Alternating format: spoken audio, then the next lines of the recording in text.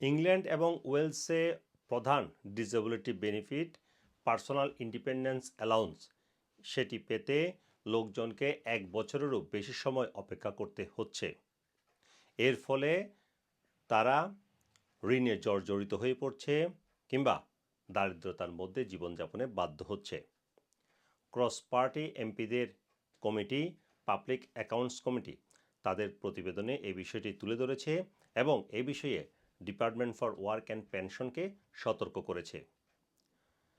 যদিও department for work and pension তারা বলছে তারা এই পার্সোনাল ইন্ডিপেন্ডেন্স অ্যালাউন্সের যে আবেদন নতুনগুলো সেগুলোর মধ্যে 75% আবেদন 75 কার্য দিবসের মধ্যে নিষ্পত্তি করার লক্ষ্যমাত্রা স্থির করেছে।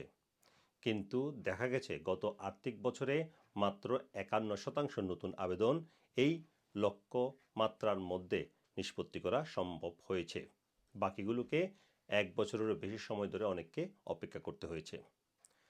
পাবলিক অ্যাকাউন্টস কমিটি বলছে এই দেরি করার ফলে অনেক লোকজন তাদের জীবনযাত্রার ব্যয় নির্বাহ করতে হিমশিম খাচ্ছে এবং অনেকে ঋণে জর্জরিত হয়ে পড়ছে।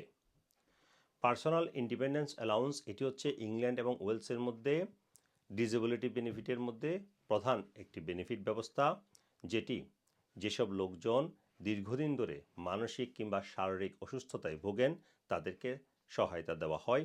পাশাপাশি অনেকে যারা এই অসুস্থতা নিয়ে কাজ করেন তাদেরকে জীবিকা নির্বাহের জন্য অতিরিক্ত সহায়তা হিসেবেও এটি দেওয়া হয়।